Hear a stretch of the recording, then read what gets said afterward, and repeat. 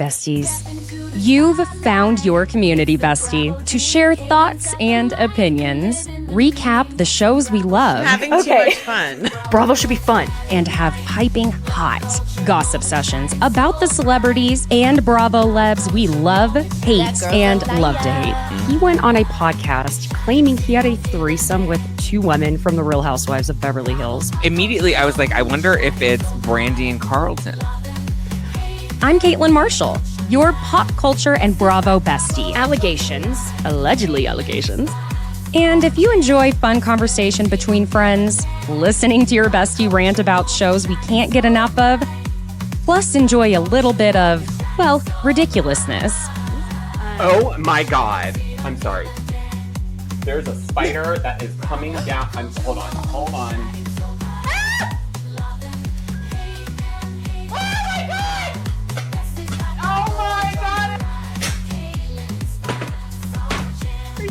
It's like the Blair Witch Project. Oh my God. Has anybody seen my ring? Oh my God. I don't want to ruin the party or anything. Have you seen my ring? Oh my God. Can you look on the floor for my ring? God, someone's gonna kill me.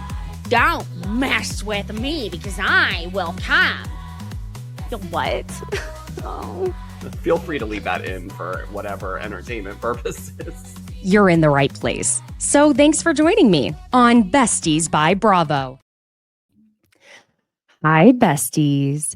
Thank you for joining me today, Wednesday, April 23rd, where we are going to be getting into The Valley, Season 2. Oh, this episode was dense, the second episode. In fact, I have had so much anxiety today over a lot of things. Let's be real. This episode gave me intense anxiety. I'm going to go ahead and tell y'all that.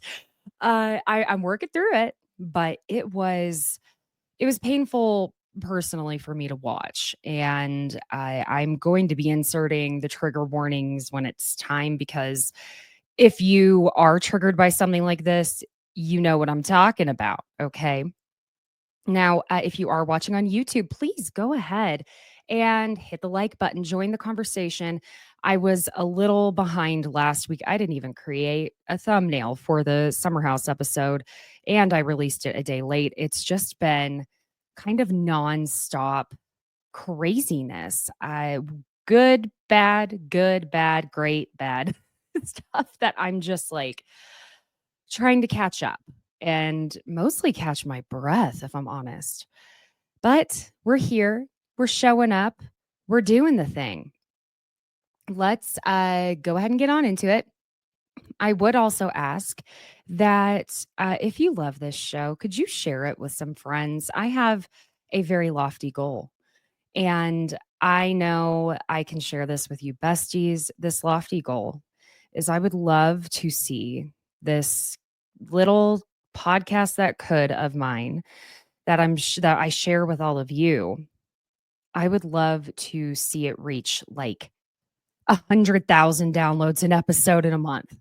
I'm crazy, I know, but I would love your help with that, because it's something that if the more this show gets out there, the more people that listen to it, the more I can continue doing it. So if you could support the show in that way, that would be fantastic. If you don't know anyone to share it with, that's okay too. I just appreciate you being here regardless. So, okay. We're going to just lightly touch on episode 1. Then we're going to get into the second episode. So first, clearly, Jax and Brittany, it's months after their separation, 9 months to be exact, that we're picking up. And obviously things aren't going well, with Jax admitting in his confessional that living apart with the freedom to date other people has totally backfired. Big shocker there, huh? Yeah. He calls it toxic, broken, and Brittany is the one who's having to live in an Airbnb with Cruz, their son, while Jax stays in the marital home, which I think is ridiculous. I'm going to be having a very hard time not going in so hard and raging at Jax today. I am I'm actually angry at him. And I think that's a general consensus, but my God, I am furious with Jax Taylor. Anywho, Jax found out Brittany had, for a moment there, been talking with and hooking up with Julian, who he keeps trying to claim is one of his close friends, when not a single person but Jax is claiming that. So it's rather fascinating to me because it is such a perfect example of a man like Jax using whatever tiny little nugget he can against Brittany because he knows he is just, well, he's a garbage human. And I don't care, Jax, that you asked us all to take it easy on you when you went on the Hot Mic podcast as we watch all of this. I'm going to say this more than once. While I am very proud of you for one singular thing, which is going ahead and getting the help you need with your addiction is not an excuse for abuse or the behavior. Okay. Y'all, I am fired up today. I have anxiety raging through me. Like, not even kidding, y'all. And I am raging at Jax Taylor. I am horrified. Yeah. Okay. Okay. So Jax had discovered the flirty video message from Brittany on Cruz's iPad and completely lost it. I mean, he snapped to the point of abuse. Let's just call it what it is. She's telling Michelle about how Brittany is, I'm sorry, when she gets together with Michelle, about how Jax flipped a coffee table during this temper tantrum of his. It hit her knee. That is, at this point, even if it was an accident, that is physical abuse because you shouldn't be throwing something that could hit anyone, period. Ooh. And the rich, disgusting irony of Jax Taylor accusing Brittany of cheating. Wow. Mm-hmm. And Brittany points out that hypocrisy, especially since Jax has been just gallivanting around town with girls left and right. But it's the rage that has terrified her. And she admits she's now afraid to allow Cruz to be around him alone. Same, babe. Same, because Cruz was in the house. He may not have been in the room, but he was in the house when this happened. But Jax, on the other hand, he's trying to just completely justify his anger, explaining that sure, they agreed to date other people, but not his friends. Still, even Jax can admit, kind of, that he went a little too far. But as he's telling Jesse that he went full effing unhinged, he calls it the worst fight they've ever had. No, Jax, that is the worst temper tantrum you've had. You also thought that it was appropriate to say that any guy would lose it like that. No, they wouldn't. Any guy would certainly have some anger, but they would not throw something toward the person they're angry at. It is beyond. And wow, Jesse Lawley, watching Jax spiral over the years tells him to put Cruz first and think about the long-term impact of his actions on Cruz. Additionally, telling him you get dysregulated and you don't know how to regulate your emotions because Jax is a raging psychotic toddler. Ooh, y'all, I don't want this to be a whole entire episode of me just hammering on Jax, but I don't know how else to do this. I want to find somewhere for this to be fun and funny. Mm-hmm. Well, while Jax and Brittany are falling apart, Jesse's navigating the separation of his own. So is Michelle. But, he's a little more calm, living alone with his daughter when he has her, little Isabella. She seems to be adjusting fine. He shows off the bachelor pad closet where also the man stayed in the home. Get these men out of your homes, ladies. You deserve the homes. Why? I'll tell you. You have those children more than half of the time, even when custody is technically on paper 50-50, that does not always mean you have split the physical time with these children 50-50. So, moving the child around that often when they should be able to stay in their home, that's the problem. Leave. You have the money to leave. Go. Anyway, he's loving how he gets to organize his closet by his suits by color, and they're having a very bitter divorce. But Jesse's finding some support in Jax of all people, and they vent to each other about their exes. Jax is still bitter about Brittany's party plans, that white party, to celebrate her freedom, and Jax can't stand the thought of not being involved, so he schedules a little guys' night on the same night. Classic Jax. Am I right? Jesse encourages it, though. Probably he's just kind of happy for that distraction, but we all know the dueling parties on these shows don't do very well. So it's the night of the party. Okay, let's go ahead and get on over there.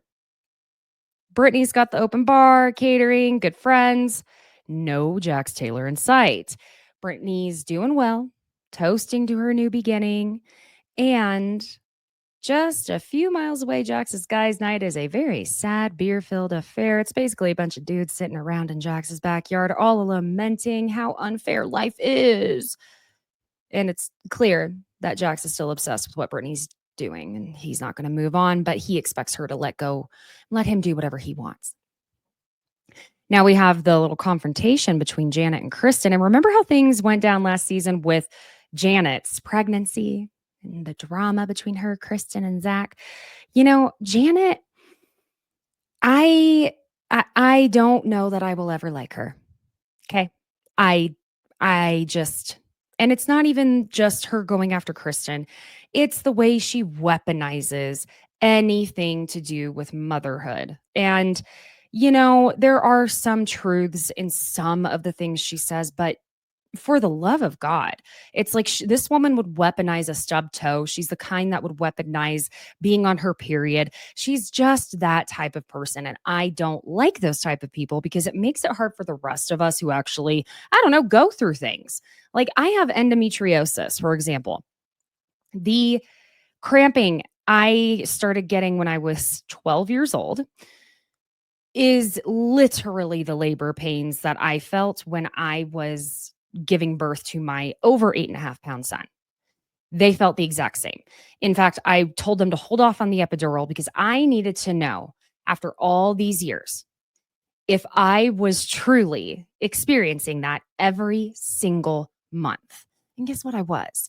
And here's my thing, where I'm going with this, is Janet is the type of woman that would weaponize cramps of any kind and use it as an excuse for behaviors, things like that. When I would, I don't know, imagine, I should say, that she probably doesn't experience the type of thing that women with things like endometriosis, PCOS experience. Now, I'm not saying she does this, but this is the vibe I get from Janet Caperna. Okay.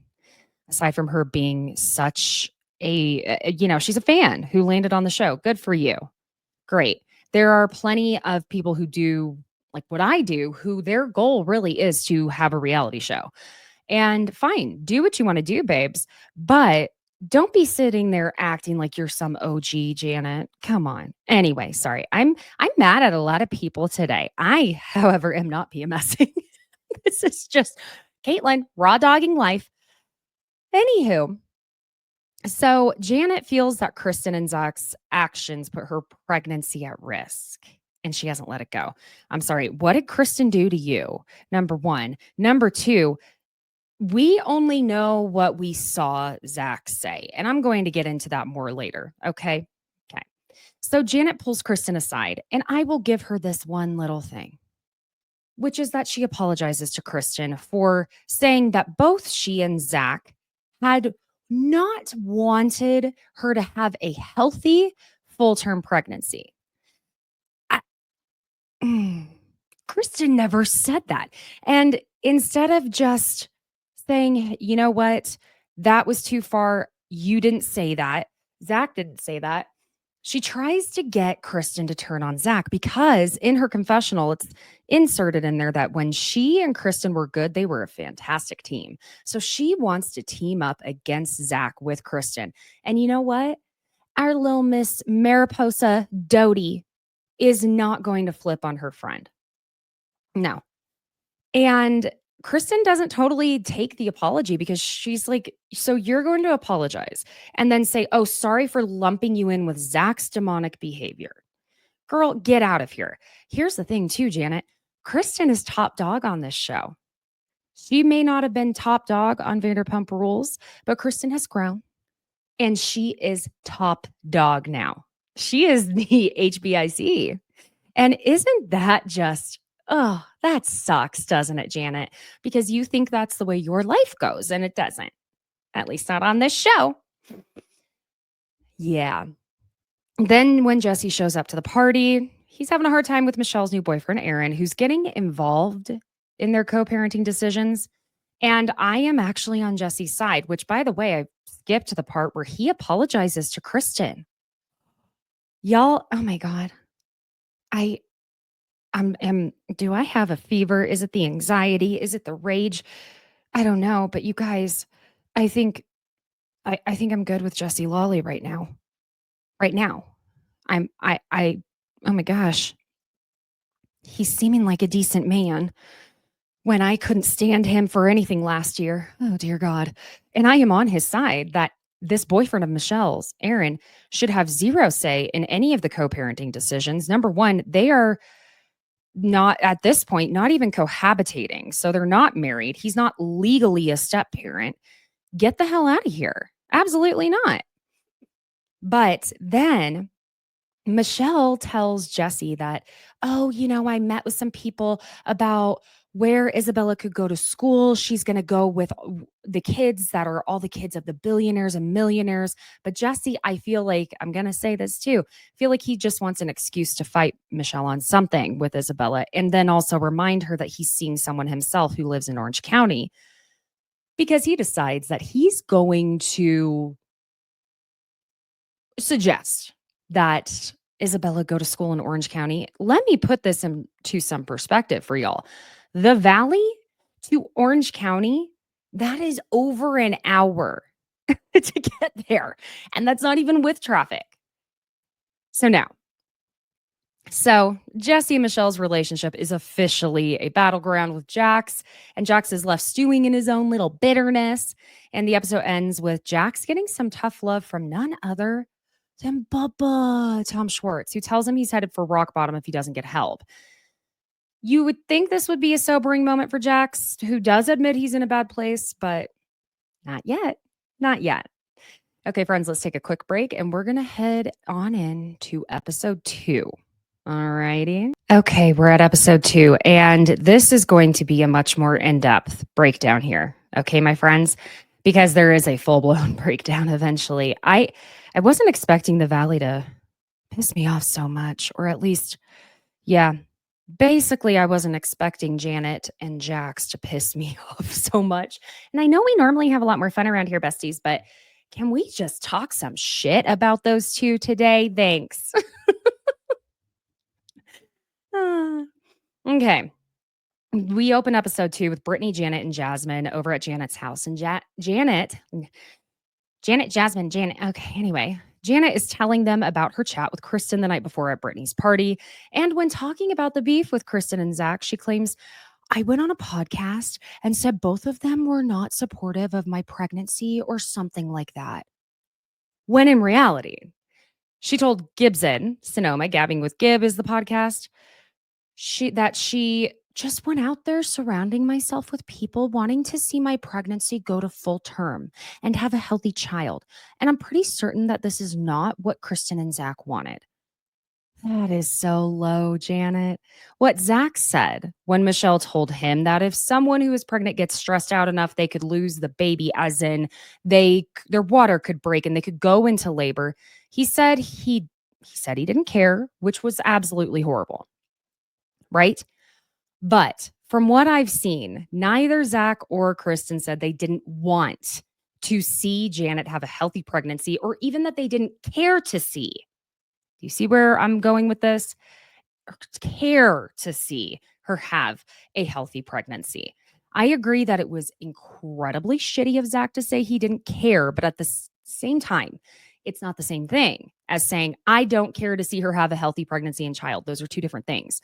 Both incredibly awful, and I'm not a Zack apologist. At the same time, I do believe that after Janet had been weaponizing being pregnant for anyone who dared disagree or cross her, he had reached a point of, yes, she's pregnant. I don't care. I've heard it a million times now, and it's not an excuse for being an asshole. That is my personal opinion of where he was coming from. I still don't think it was okay to say that. Period. Not going to support that. But let's remember also, Janet in that same scene was weaponizing who she would allow to see her child. And I have no doubt she, again, there are many things I think Janet weaponized. She's totally the type that would have withheld wedding invites over people's head, whenever she was getting married. Both times. In confessional, Janet says she thinks Kristen needs to grow up and admit to wrongdoing. So what exactly did Kristen do to you, Janet? Aside from, most likely, tell the truth about things you've said. But Janet starts crying and saying that what Zack said really effed her head up because of the fears that you have when you're pregnant. And I will say I do understand that, because when you're just praying everything is good and healthy, you don't even want to consider the possibility of anything that could be anything but healthy. It's so scary for your child. Your mortality increases. And I have to say, I fully empathize with that. I mean, even, y'all, I will never forget my fat ass. Because, ill-timed joke, but I gained 60 pounds with my pregnancy. I slipped on the stairs of our townhouse, landed on my tailbone at 8 months pregnant. I broke a stair. Fat ass broke the stair above it and slipped and landed. Y'all, like I said, I gained 60 pounds. I was 190 pounds at the last weigh-in I had. Even had one of my OBGYNs telling me that celery is a good snack. Ma'am, if celery was a great snack, I wouldn't weigh almost 200 pounds at 5'7". Like, come on. But that being said, even that was terrifying.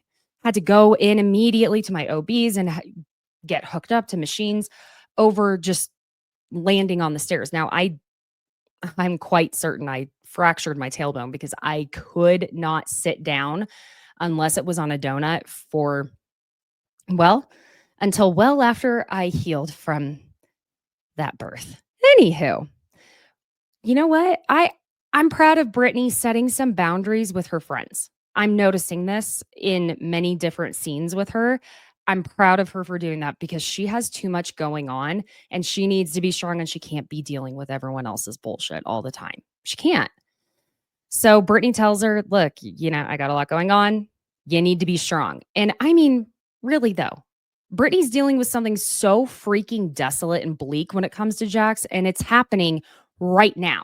So yes, Janet, I get it that you're upset about something that was said last year and that you need to have a scene where you want the audience to feel sorry for you, but you did have a healthy pregnancy, baby, and your marriage at the moment seems solid. So at the same time, Brittany's dealing with a narcissistic pasta addict who is essentially a danger to her child if he stays on that path. So let's think about what's appropriate at this point, Janet. At Jax and Brittany's house, where Jax should have moved the F out and let Brittany live there with their child, Kristen comes over with her little tiny man's Gibson. Kristen tries to sit down, but she has to pause and change which chair she decides to sit on because the chair is broken from when Jax had those big feelings and threw a temper tantrum. So it was a coffee table, a chair. Also, the story Jax told about how he found out about Julian is completely different from this. He said it was while he was in the car with Brittany taking Cruz to a doctor's appointment, and that he lost his shit with Cruz in the backseat. I don't care at this point if Brittany had seen enough signs. I don't care. I feel for her. Okay? Also, how Jax doesn't understand how scary that would have been for Brittany and that she could have, and in my opinion, should have filed charges against him. It's not only domestic violence, and abuse. It's emotional abuse. And this happened while their child, who was not even 4 years old, was in the home. It's so unacceptable. I can't even verbalize how disgusted I am by Jax. And again, good for him for admitting to his addiction and seeking help, but no addiction will excuse that behavior. And I don't care that he asked us to take it easy on him until he finally got the help. He is still, to this day, y'all, laying so much blame on Brittany. I'm just disgusted. It was hard to watch. But even if it was hard to watch, I will still be watching. When Kristen asks him how he's doing, they both agree he's not doing great. And she asks him what happened the other night. He says he doesn't think he's ever gotten that mad before. Not to justify it at all, but I didn't just fly off. There's a reason I did what I did. And Kristen tells him that he is in fact justifying the actions and behavior. If I were Kristen, it would have been so goddamn hard to even film with him at this point. He keeps justifying it, and Kristen tells him that his feelings are valid and he can be angry, pissed off, etc. But it doesn't mean he can do something about it. And again, y'all, I mean, Jesse Lawley, I can't even believe I'm saying this, but Jesse hit the nail on the head with Jax in that first episode. He has no emotional regulation, and that's part of the responsibility of being a parent. And I have to say, raising a boy, especially, okay? Now, I'm not going to do a whole I'm a boy mom thing to you. What I do want to just give a reminder of is the responsibility is for both genders, truly.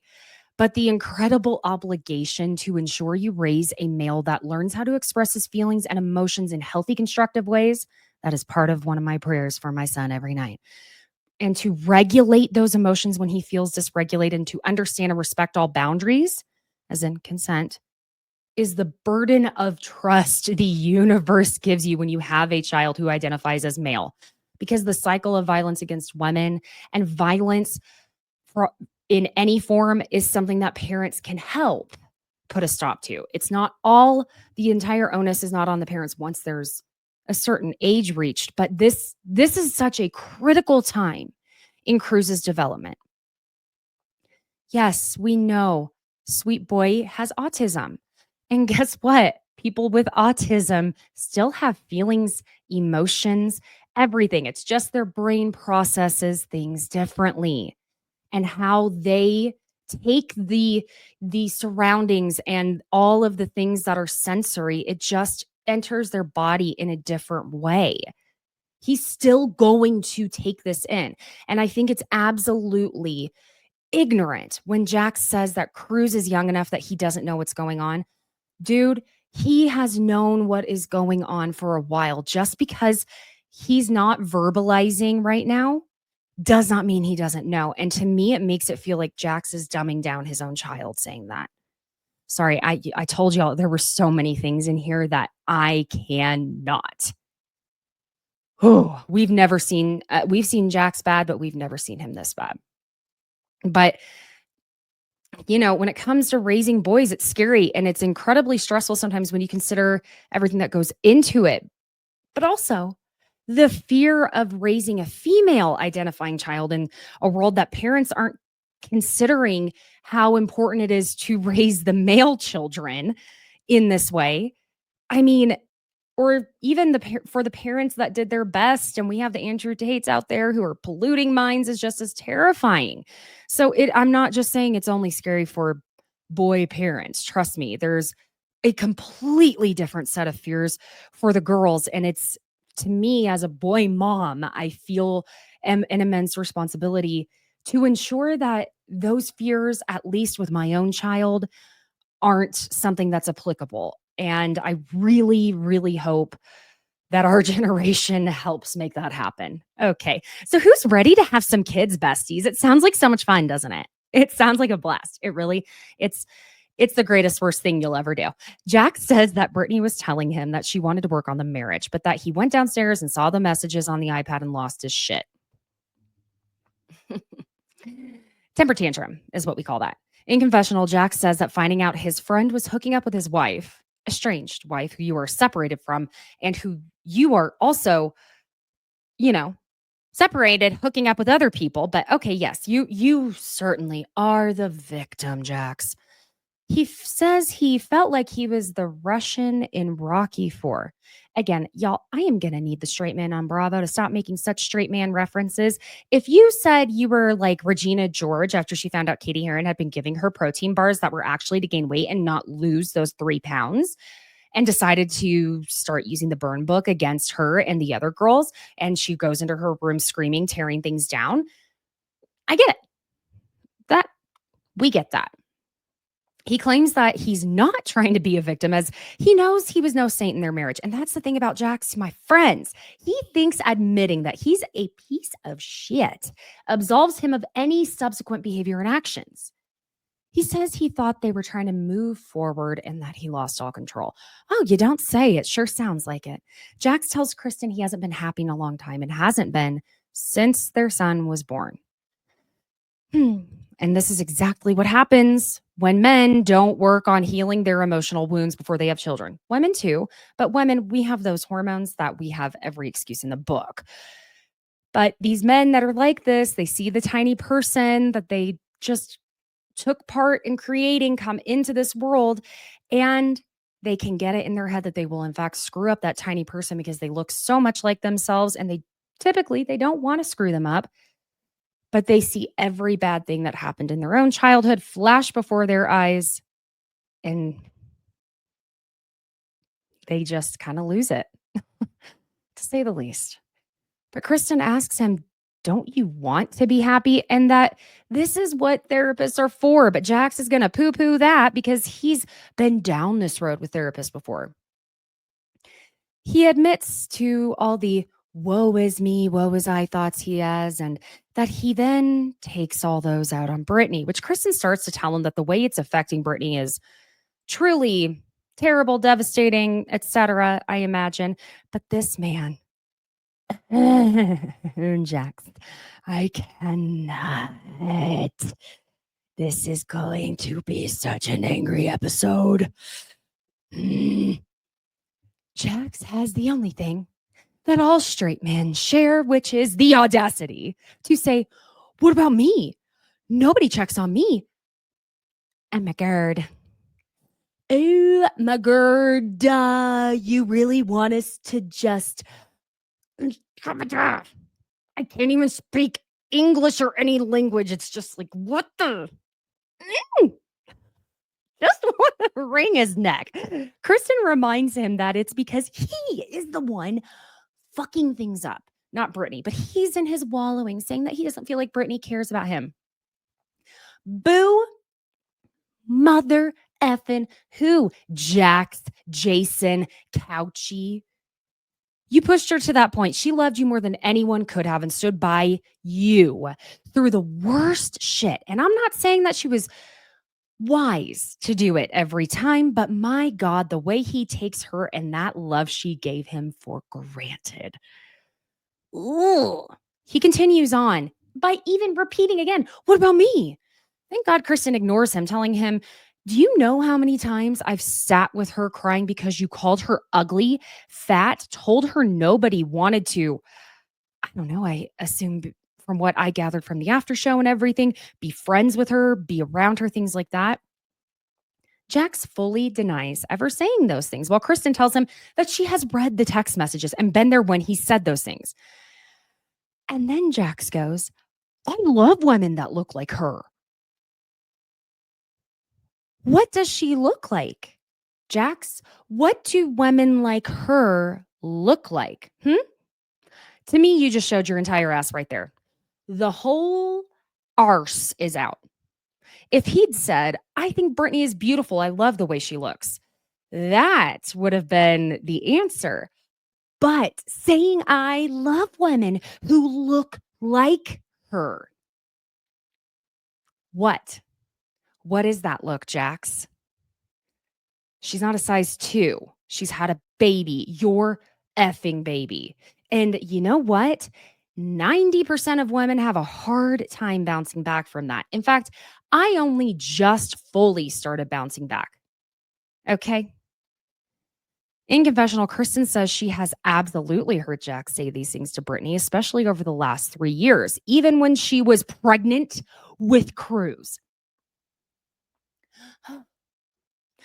I swear.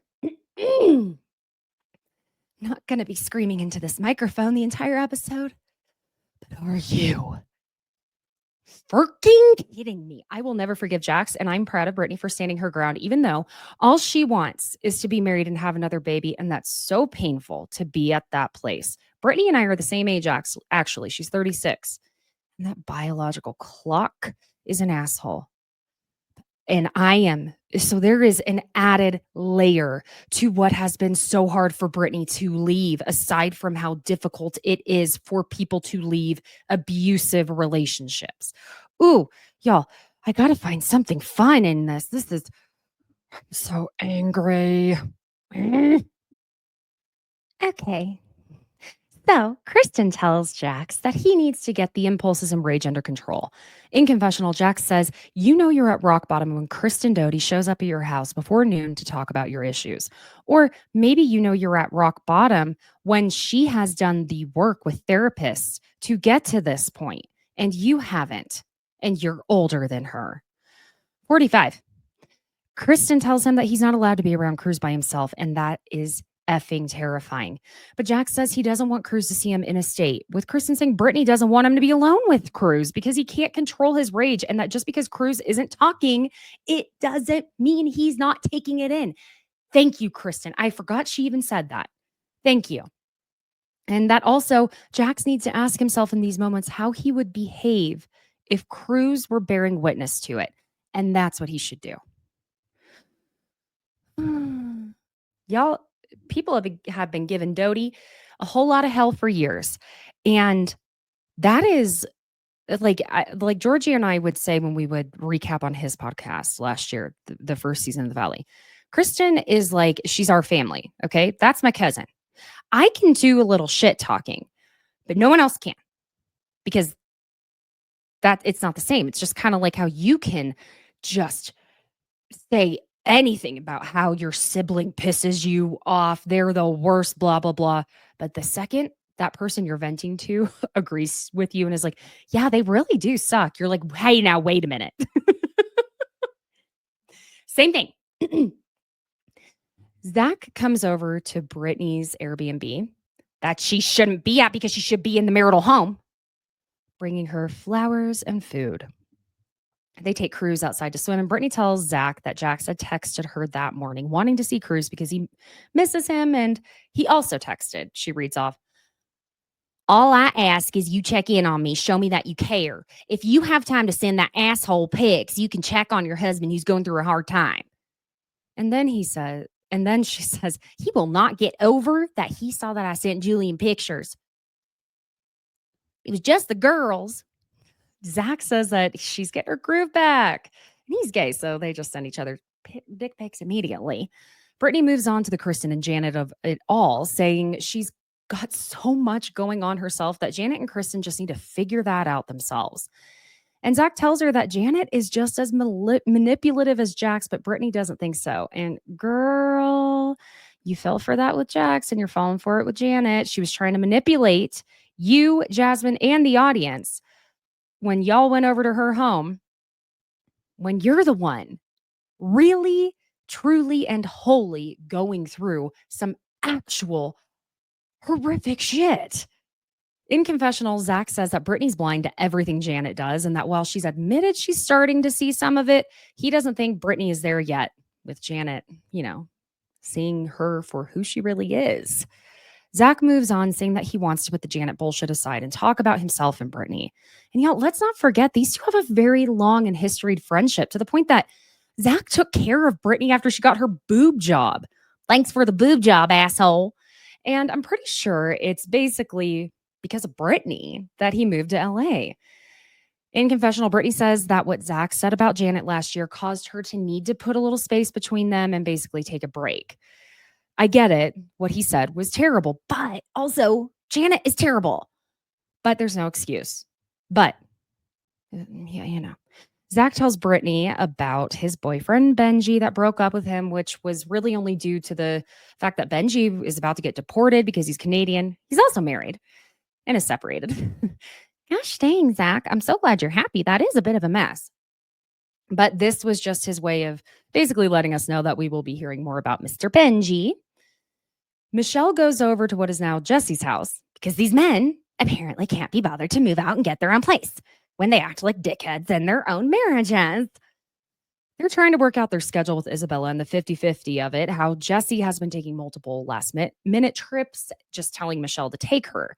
And this is why they need to get a divorce and custody agreement finalized, because once it is, then you have to abide by it and work it out in exact measures, for when you need to make those modifications. Now they fight over who the nanny is, which I agree with Michelle at first that she should know who her daughter is staying with. But at the same time, why is their daughter with a nanny when Jesse is going out of town if Michelle isn't? And then Michelle loses me completely on this because apparently she got mad that Jesse was using the nannies she found. Like, girl, WTF, either use the same ones and be happy you know who it is, or don't complain when you don't know who it is. You can't have it both ways. Apparently, they did hire a mediator that Jesse works with, and she wanted to save money by using the same person as him. And that clearly wasn't a great idea because she's needing to hire a lawyer now. You have not hired an attorney yet? You guys, does anyone here know how to be an adult? Jesus Christ. They just bitch at each other about his parenting. So, okay. In confessional, Jesse says that Michelle has a narrative that he is an absentee father who goes out to dinners, on trips, and leaves Isabella with a nanny and an iPad. And then says, the reality is I am struggling every second of the day to try and balance my work life, my personal life, and my single dad life. And that's the truth. Dear God. Here, now, Jesse, you had me until now. Again, boo effing who, Jesse? I truly am, as a whole, on your side at this point, like more than Michelle, I would say, but like she's doing the same freaking thing as you are. How is what she's doing in all of this any different than you? And it's always on the mothers to take over at least 80% of the childcare load in these situations because of the father working. So, you know what? STF you with that one. Cry me a river to all these single mothers doing that on their own. Thank you so much. Ooh, why am I so angry today? They start discussing the holidays, and Michelle says it's her turn with Isabella. Apparently, that means both Thanksgiving and Christmas. And it makes Jesse start to tear up about being away from her for both of them. So why don't y'all have Thanksgiving with one parent and Christmas with the other? Yes, emotionally, it's a difficult compromise, but the compromise is not that difficult. Why does one person get both major holidays in the same year? That's ridiculous. But Michelle is honestly being pretty awful here and just says, you love to cry. You always do this. He can cry if he's upset at the idea of not being with his child both major holidays. I mean, he can be a raging douche canoe, but he's allowed to have emotions over this.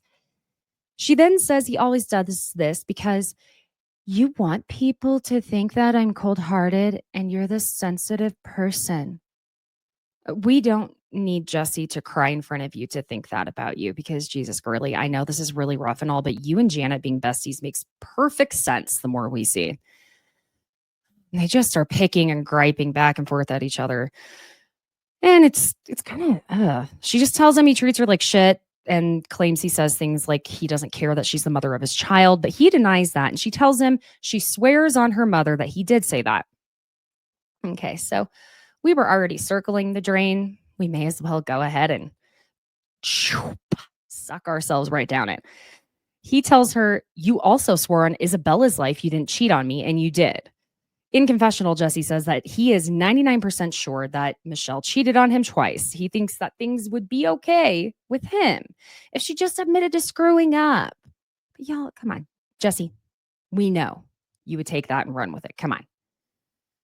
Now Michelle brings up the girl Jesse has just started dating, telling him she's embarrassed for him because this girl has told people, including a friend of hers, that he's that she's sleeping with other people. So Jesse's like, who is it? Let's get him on the phone. And what do you know? It's Sheena effing Marie. He wants to give Sheener a call right now. Michelle hasn't met Jesse's girlfriend yet, but in confessional, Michelle says that after only a week of dating, Isabella told her that daddy had a sleepover and I saw a girl in his bed. And now, Jesse, that's disgusting behavior on your part. Absolutely not. You need to be in an exclusively labeled relationship with someone for a bare minimum of 3 months before allowing them near your kid. And if I were Michelle, yes, I would have been livid. Which isn't a stretch for me today. Again, I'm not PMSing. I don't know what my problem is. It's mostly rage at Jax Taylor and all of it. But Jesse gives Sheener a ring and asks her about his friend in Orange County, meaning the girlfriend, whatever, and asks if she's been sleeping with other guys, if that's what she's heard, true or false. And Sheena goes, that is correct, verbatim. Even told me specifically who. The guy from Baywatch. David Hasselhoff? David Hasselhoff. Is it David Hasselhoff? Michelle now feels like a piece of shit for that one, clearly, but listen, I blame both of them. They pushed one another to that point. So she just looks at him and she says, we're both angry, but Jesse denies that he's angry. So Michelle just basically says she hopes that Jesse and this Orange County friend girl are happy in whatever way that is. So that's enough of those two for now. What do you say? Danny and Jason go to see Jax at the house that Jax should have moved out of and let Brittany stay there with their son Cruz because he's a demon. Jason says the main reason that he and Danny are there is because they wanted to come in and check on Jax, to which Jax is asking if it's an intervention, and it basically is. Jason starts to get into it in his confessional about Jax's cycle of depression and anxiety that then leads to his quote-unquote partying to try and mitigate that depression and anxiety, and it's a cycle that needs to be broken, clearly. Jason brings up how Brittany was not feeling safe with Cruz being alone with Jax right now. And if there's rock bottom, it's here. And that he knows Jax has said to them and others that he needs help. But Jax isn't loving that this is becoming more and more of an intervention. Even saying in his confessional, I've seen that show Intervention. It was fine. Just didn't think I'd find myself on it. Well, buddy, you're on it. He's saying that he doesn't think he's as bad as they are making him out to be. You know, I think one of my issues here is Jax is comparing himself to monstrous men who are in jail. Just because you haven't gone to a point where you are in jail doesn't make you any less of a monster with that behavior. In confessional, our sweet little Danny boy, I know he's not going to have the best season eventually from what we hear and have seen, but we'll enjoy a non-toxic man while we can. He questions what Jax considers bad here. Like, you threw furniture and Brittany won't even let you be alone with your child. What is the litmus test for bad for you, Jax? Danny asks Jax what the next step here is, and Jax says he's waiting to hear back on the assessment from a mental health facility. He's getting a bit pissy about talking about this for the quote-unquote 50th time this week. This has been one day. He's been wearing the same outfit unless you didn't change clothes. Also, dude, you literally did a big bad one. That was scary. So yeah, you got to talk about it now. Jax admits in his confessional that he grew up in a household where the men screamed and yelled, and the ones before him did the same thing, and that he believes it runs in his family. No, Jax, it doesn't run in your family. It's actually called a cycle that runs in your family that you are perpetuating and will continue on to your son if you don't effing break it. But Jax tells the guys that he believes his father is turning over in his grave right now at the thought that he would be checking into a treatment center. But Danny and Jason are like, absolutely not. Your father would be proud of you for seeking help. Now the mental health facility coordinator calls him and he basically dismisses them to leave. Like, okay, bye. Got to take this call. See you later. Thanks for trying to be good friends to me. None of that. Coordinator asks Jax on a scale of 1 to 10, where's his depression at? And he says 9. And then he finds out that the full 30 days is 30 freaking grand. And that if he doesn't do the full 30 days, he will not be refunded, which he then gets pissy about that. That's a high number. I get that. I do. And I do understand that it's scary. But the question here is, what is scarier? continuing to live in such a miserable state of being, or getting help if you have the means to do so? That's the real question here, my friends. Great. Now we have a scene with Janet, Michelle, and Brittany. Brittany tells them about finding a nasty white thong that looks like a jock strap. It's thick and stiff. Like it looks like period underwear or something, but surely not because they're white. Like, ew. And then there was a baby wipe on top of it, which they point out that the girl probably wiped her hoo-ha after doing the horizontal tango with Jason Couchy. Now, in the after show, Jason Couchy claims that a girl gave that to him during the pub crawl that he did with Schwartz. Schwartz never saw it. So, yeah. And apparently Luke was there as well. Never saw any girl hand him a pair of underwear. And honestly, white underwear, unless it is your wedding night. Why are you wearing white underwear? Even if you're wearing a white outfit, wear nude. Oh my God. It's just ew. Brittany says in confessional she thought it was a COVID mask at first, but then she took a closer look at it. And she just concludes that part of the conversation with these girls by saying, I hate them. Michelle brings up the meeting with Jesse and the difficulty in scheduling things between themselves for Isabella and tells them that Jesse's girlfriend, or whatever she is, sent her a really nasty message allegedly threatening to sue Michelle, which they question. And Janet says that this girl told her she was going to send a cease and desist to everyone so that they won't talk about her. They both say that they just thought this girl was nice, but that they don't really talk about her. Now in confessional, we get our word of the day. The more you know. Do, do, do, do, do. That was sort of close to it. Anyway, the word is allegedly. Now, that doesn't actually prevent you from being sued, but I will say it's the best course of action you can take to protect you from it. So Brittany holds up a sign that reads allegedly and says, allegedly, she told 4 people at a kid's birthday party that she was dating a guy from Baywatch and not Jesse. Janet brings up that this girl shouldn't be dating someone who is on a reality show and signed up to share their life if she's so worried about it being discussed. And also, you shouldn't really date someone going through divorce if dating someone going through divorce is too stressful. But Michelle is tearing up, and I feel, again, like Brittany has really decided to set some boundaries and toughened up herself, really, just with so much she's going through. And Janet goes and gives Michelle a hug. In confessional, Michelle says this girl Jesse is dating is harassing her. We'll say allegedly, because I don't know. On top of everything she's dealing with, and just wants to be divorced already. Now, Janet wants to talk about her Dave and Buster's birthday that she also isn't so certain she's going to be inviting Jax and Jesse. Like, okay, girl, don't care. Go play some air hockey and throw a basketball that's made to be overly bouncy into a hoop with an arcade. Like, don't give a shit. Anyway, Zach's apartment. Oh, baby doll. We need to do a deep clean. I can already tell, because if this is how it is when you have a camera crew coming in, listen, if it were me, I would be like, I cannot allow anyone to see how we actually live as human beings in this home. No one lives here. That is how it needs to look. If I have to shove random shit into my car, under the bed, in the oven, in the fridge, I will do it. Okay. You won't be able to open a single closet, but anyway. He calls Benji, trying to find out if Benji is for sure moving to LA. And Benji's telling him he's a U-Haul lesbian. If you don't know what that means, go look up my friend Tessa Scott's TikTok. Yeah, she might have posted it to her Instagram. Her Instagram's your favorite ex-girlfriend. She hits the nail on the head. Zack is so very in love with Benji to the point that Benji makes him actually want to breathe the oxygen that's outside of his home. And Benji says he's going to go ahead and move there.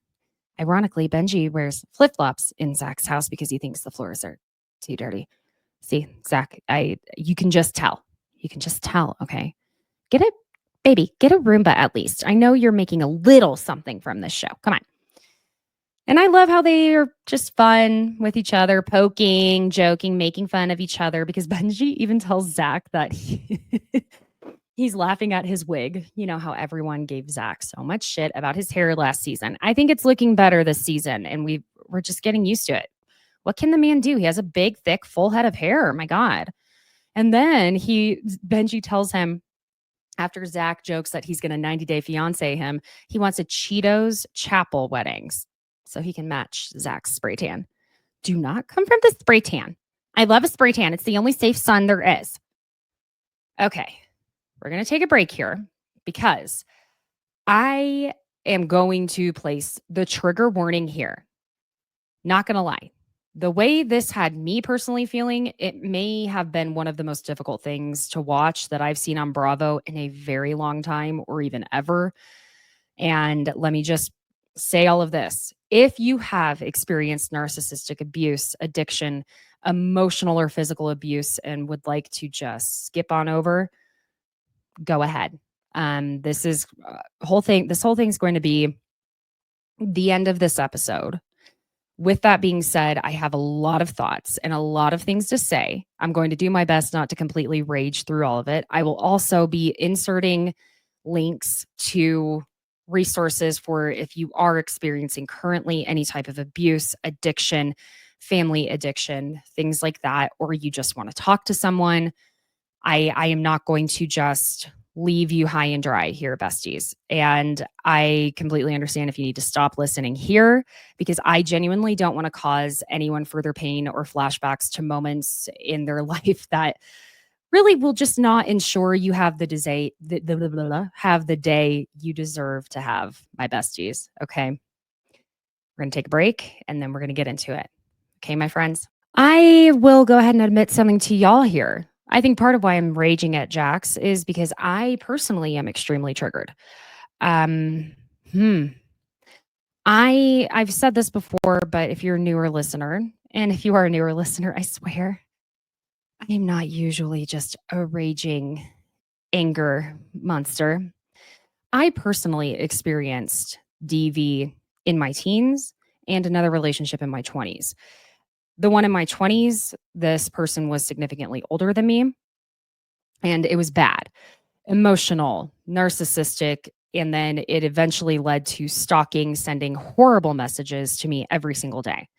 I still to this day have been scared to even say that part publicly because this person would send me messages that I didn't reply to every single day. And this was before blocking was really much of a thing that you could do. Okay. You had to call the phone company and all of that. And at the same time, it made me feel safer when I knew he was messaging and I could just get an idea of where he mentally was at because I was so scared. And this person was absolutely diabolical, would say things to me that were very much along the lines of what I've seen now on the after show that Jax would say to Brittany. Now, he wouldn't call me fat because I actually was so incredibly thin. People were getting concerned because the stress, and it was just awful. So I want you to know that if you decided to continue listening and this is a trigger for you, we're in it together, bestie. Okay. Here we go. Brittany's at the house with Cruz, and we do know now again that Cruz has been diagnosed with autism, and Sweet Boy is just trying to communicate that he wants a bottle, even though he's 3 years old. But I'm not going to be judging it at all because the pure survival mode that Brittany is clearly in right now doesn't deserve judgment on parenting choices as small as a 3-year-old still drinking a bottle. And I also imagine he needs that comfort. She's trying to find milk for him that isn't spoiled, as we see that the cameras they have set up in their home are covered up with playing cards from a deck. I hope they were not covered up when this incident occurred with Jax, because while, let me say this, I never, ever, ever want to see that footage get leaked, I want her to be able to use that for custody if she needs to. She also finds a random cup in the fridge with a lipstick stain on it, and we see Jax pull up in the golf cart, and the way you can feel Brittany's heart drop that he's there when she says, "Oh God, a golf cart's here." Yeah. If you know, you know. Jax comes in wanting hugs and kisses from Cruz, and Let me say this, I'm no expert. All right. I acknowledge that. I'm no expert in any way, shape, or form. I noticed that Cruz seems to be crying as Jax is trying to hype him up. And Cruz seems uncomfortable as he hunkers down into a ball on the ground, almost in a way to, it feels like, protect himself. I don't think Jax has ever been violent or abusive in any way toward Cruz. I will say that. Okay. I don't believe that in any way. But Cruz has heard him be that way toward his mother, and that would scare any child. He just doesn't, I don't know. And I'm also not saying that Jax is necessarily really doing anything wrong here by being excited to see his son and showing him that. But it doesn't feel like Cruz felt comfortable with Jax getting in his face like that and picking him up. Again, could be completely wrong in my assessment of that, but as much of a very non-expert I am, I feel like Jax wasn't taking in any of the physical cues from Cruz and wasn't respecting boundaries that people tend to ignore from children, and how people just tend to expect that children have to show physical affection even when they don't want to, which is not good for teaching, especially boys, how to have consensual boundaries. Brittany tells Jax not to kiss Cruz on the face because he had a girl last night that Brittany saw on the camera footage, and we do get a shot of that. Y'all, I think it's fair and wise that Brittany doesn't want Jax kissing Cruz's face, because something as simple and for very young children at times deadly as herpes could be there, okay? Sorry, but my kid is a non-negotiable when it comes to health and safety. She tells him he had a disgusting girl last night, and she doesn't know if he showered or anything, so she doesn't want him kissing Cruz's face. And my God, Jax, if I make it through this recap without screaming and raging, it will be a motherfucking miracle. He says to Brittany, "Was Julian with you last night?" You are so low. In confessional, Jax wants us to feel sorry for him, that he just wanted a hug and a kiss from Cruz, even though he broke one of he and Brittany's rules of having a girl in their home, and it was that chick Paige who is an OF model. The shot of her on the screen. Jesus, Mary, Joseph, Andy Cohen, and Anderson Cooper. I mean, they're just boobs. I know, but y'all, sorry, I gotta say, and I'm not shaming, not slut shaming, but my God, if my son were in the room and that went up on the TV, I would have covered his eyes. He then claims that Brittany broke the rules too, that Brittany broke the rules too, because it was supposed to be hooking up with no one that they both knew. Jax, you did that before you even got married, so shut up. Brittany is crying and tells the nanny she can go ahead and take Cruz to the park because she knows it's about to get bad. As she tells Jax that they need to have a conversation, but Jax says he doesn't want to talk to her because he needs to go pack, and that Brittany destroyed his life.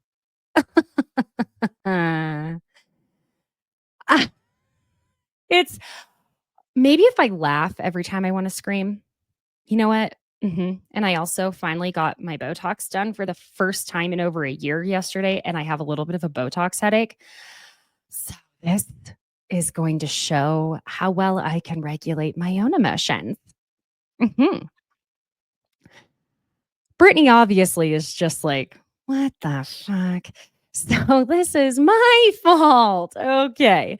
I'm the one who put powder up your nose, you absolute Neanderthal. Okay. I pray to the heavens that Brittany is in therapy right now so that it can help her stay strong. Jax admits in confessional that he's going to a treatment center for 30 days and that he's spiraling out of control, and maybe he's blind to it, but he's doing this for his son because he doesn't want Brittany to take him away from him. Blaming it on Brittany. Brittany walks upstairs and, oh, this is going to be rough. Okay. Jax tells her, go back to your friend Julian that you've been hooking up with the last 5 months. Brittany denies that this is happening, and we've gotten the story that this was only a handful of times between her and Julian, and that it ended pretty quickly after it began because he was still having the thing with with the mother of his child, who he is now engaged to. Okay. Jax claims that he got everything documented of her hooking up with Julian for 5 months.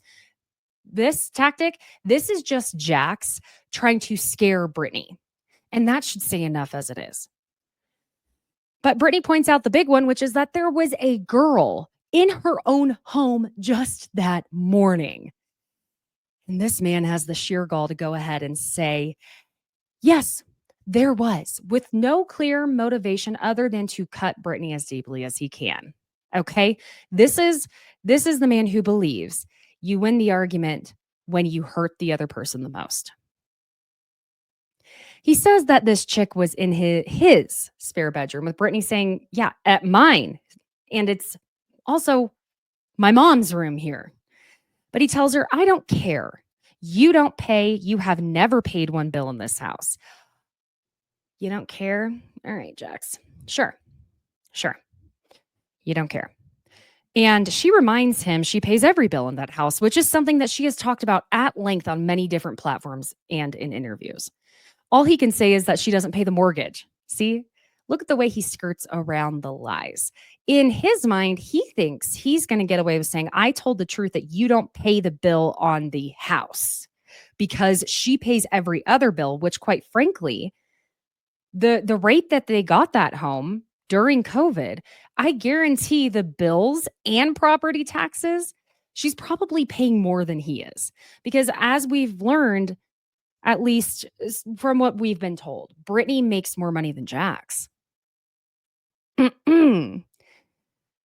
Yeah. But yes, she reminds him she pays the taxes, all the other bills, plus that she put the same amount of money down on the house as he did. So he tries a different tactic now, saying that she hooks up with guys where she is, but she's in an Airbnb where she should not be, you demon little gerbil. I'm going to have to think of different insults because I don't want to just cuss and rage the entire freaking episode. Jax, you garbage hamster. I don't know. Sorry. Glad I could find him. Yeah.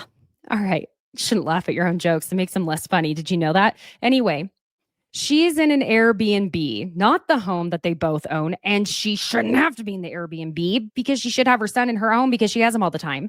But she questions why he can't go to the girl's house instead of bringing her there. And he is such a twatter, saying he was there at her house the other day. Yeah.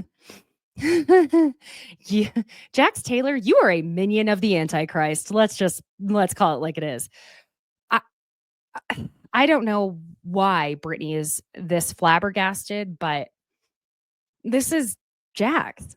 I will say, Brittany, this gets me a bit, but at the same time, if we hadn't seen the bullshit, albeit but drastic change in Jax after his father passed, when he asked her to marry him, it would be so much easier to say that she knew who he was this whole time and that it was on her. But yeah, it's not fair to put it all on her, but also she shouldn't be this surprised. She tells him she doesn't even recognize him anymore, as he says he begged her to check on him and see how he's doing. She says that he scared her and hurt her. But all he says is, okay, all right, so Jax, let's be clear here. She was supposed to check on you after you had a temper tantrum, abused her, and actually caused her physical harm. You are denser than a lead cinder block. I don't even know if that's a thing. I'm trying to get a little more creative over here. You just sniffling, conniving douche gorilla. She tells him he needs help. Deep breath here, because then he turns it around on her that she needs help, but she's ready for him to say that bullshit to her because thank God she says she's in therapy and that she had to go to therapy because of all the things he's done to her. Let's take one more deep breath, my friends, before we keep going. Oh, I am meditating. Deep breaths, because if Jax Taylor, if Jason Couchy is an expert at anything, it is deflection and being a narcissist. He tells her that if she was that miserable, she could have left years ago. And how many times on average does it take someone to leave an abusive partner? I believe the number is 7. And that's all types of abuse, my friends.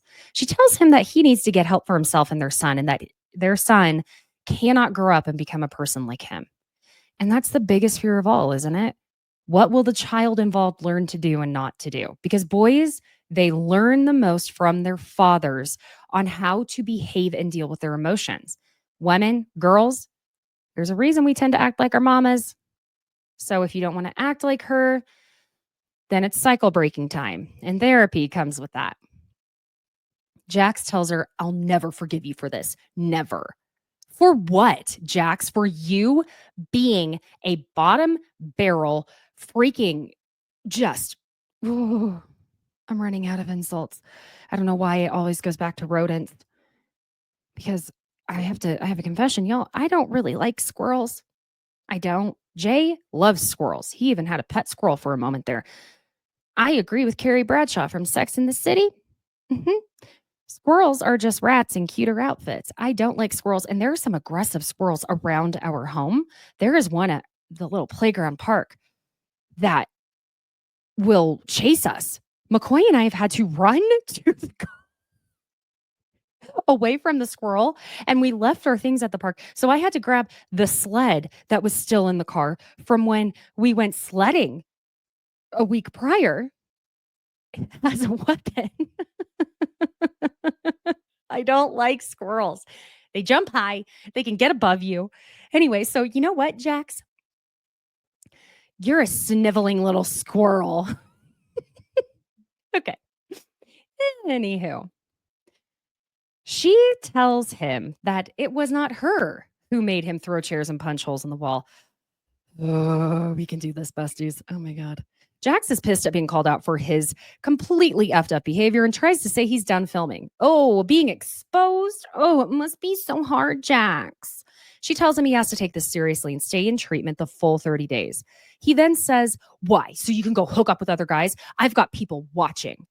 Oh, that's a nice little threat there, isn't it, Jax? It's disturbing. I'm feeling sick for Brittany. I hate it for her that this is the reality of being in a relationship with this squirrel douche. And instead of questioning why she didn't leave X number of years ago, I'm only going to say I'm proud of her for doing it this time and holding her ground. Okay. She tries to tell him she's not hooking up with anyone else, as we also are fully aware that Jax hooked up with someone in their home less than 12 hours ago. Less than 12. The blame game from Jax is nauseating, and I don't know that I've ever loathed a person that is a Bravo celebrity. I should say this much. He is a demon from Satan's anus. He and Thomas Ravenel would get along very well. He tries to make Brittany leave, and in confessional, Brittany says that even though she is furious with him, she just wants him to go to this treatment center and get the help he needs, with the focus being on their family, but mostly their son. She's downstairs as Jax is trying to kick her out of her own home, and she's saying what's going to happen when he gets to the treatment center. Okay? And what do you know? He did do this exact thing where he went for a short period of time and went right back home. He did go back, but he's now saying Brittany was sending pictures of their son to other men. The connotation in which he is saying that is so disgusting. And listen, as parents, I was just having this conversation the other day. We are naturally very possessive of our children when it comes to strangers, especially. And it's truly down to even being just like animalistic in nature. Like genuinely, even if I see like, I don't know, a distant family member holding my son for too long, I'm like, okay, that's mine. Give him back. I made him. He belongs to me. That's mine. I grew him. Give him back. But like, really, are we going to imply that it was that inappropriate? Come on. In confessional, Jax says she can send pictures of my son to somebody else she's hooking up with in the friend group, yet I can't have somebody in the house when she's not there that's in a different room. That's gaslighting. If anybody's a gaslighter, that's her. Jax, This is gaslighting. What? The goddamn fudge on a shtick, mother trucker, son of a biscuit. You are a my country, tis of thee. She tells him that if he doesn't stay the 30 days, she will be filing for divorce right away, taking Cruz and getting full custody, filing a restraining order against him, and that he will lose his job, meaning he will be fired from Bravo. And if this wasn't such a serious and excruciating scene to watch, this next moment would have been closely iconic along the lines of rotten hail. But it's not funny, but still. She tells him, "You don't need to be out in town getting drunk, doing drugs, running around with little sluts." Jax is still trying to turn this around on Brittany and deflect from his own steaming pile of bullshit. And it's truly disgusting at this point, and I can't even take it. Like, clearly, Brittany hasn't been doing that, or we would have seen just as much footage as we have of you doing this, Jax, running around with other people. Y'all agreed you could hook up with people while you were separated, and you have gladly taken advantage of that agreement. So tell me, Jax, why can't she? Because it's only okay for you to do shitty things. It's not okay for her to do anything at all. Then Brittany goes ahead and straight up goes there. She has stopped protecting Jax and any image he feigns to have, and tells him that he has an addiction and needs to be honest with the doctor. Because here's the thing, it would appear that Jax didn't tell the doctor about the not Diet Coke use and only said he was struggling with depression. She says as much in her confessional that he's gotten worse, and she's not sure if he's at rock bottom at that point yet, but he's certainly very close. She tells him that he has the powder problem and that everyone knows it. So own up to it and be real with the doctors. God, and here he is fighting it so hard. And by hard, I mean tooth, nail, claw, foot. And he goes, "You've never done any?" She says, "I'm not saying I never have. When you are the one who has the addiction, give me your drug test right now. I will pass. Will you?" Go, girl. I am proud of you for that one. And he knows he's been had, he's been seen, his entire ass is out. Okay. Because he says he's not doing this anymore. He has no comeback for that. Good on you, Britt. She tells him that he'll realize one day that she's the only one who loved him enough to hold him to it and push him to get the help. In confessional, Jax says, "This is the worst I've ever felt in a very, very long time. I just didn't see this coming." You didn't? She says he can't take any criticism as she's texting Jason to see if he's there yet. And she sees him outside. And it does, like I said, appear that the intervention attempt with both Danny and Jason happened all in the same day as this is happening, in addition to the intervention attempt Kristen made. She tells Jason about how she was trying to have a conversation with Jax, but he's just screaming about her hooking up with Julian, and that she just wanted him to be honest about the partying, raging, the whole mess. It's obvious that Jason is taking Jax to the mental health facility. So then in confessional, when Brittany says that it will be an immense relief for her to have Jax in a facility for 30 days and that she believes it's going to be very good for her. Wow. It's obviously because, look, she's not going to have to see or deal with him directly for 30 whole days. That's a vacation for this girl. I'm glad to hear her say that she recognizes that getting this distance from him will be good for her. But also, it's probably going to be even better for Cruz.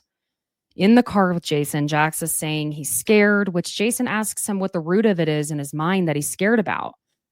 And Jax says that it's about missing out on things and not seeing his son for a month, which I get. But at the same time, I have the real question here for you. Aren't you missing out on everything all the time by being in your addiction? Haven't you already missed out on enough due to this?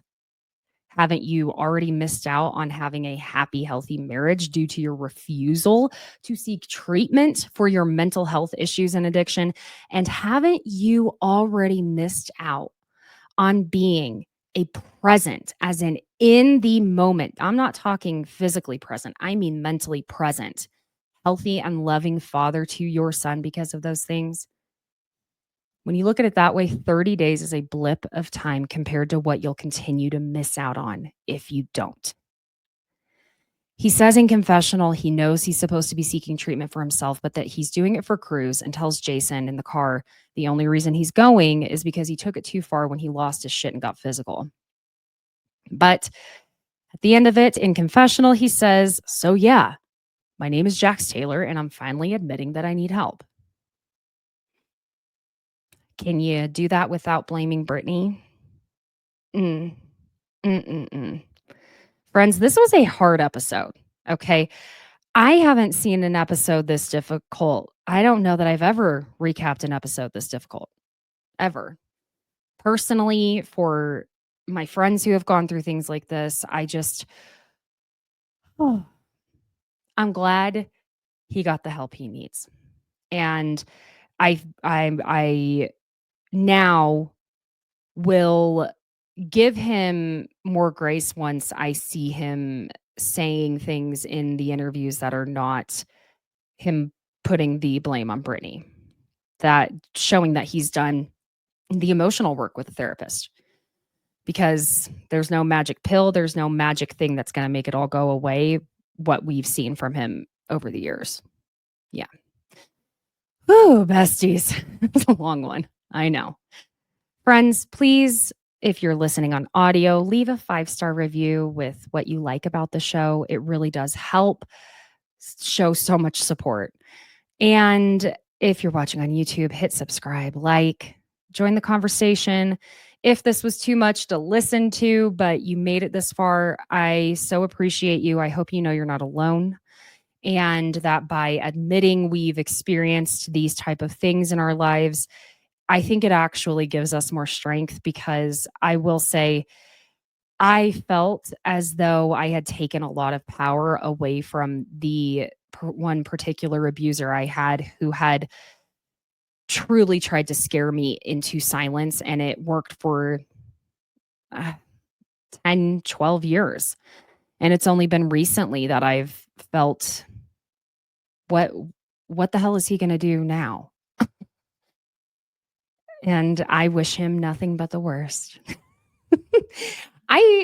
Yeah, that's, if you want to know the truth.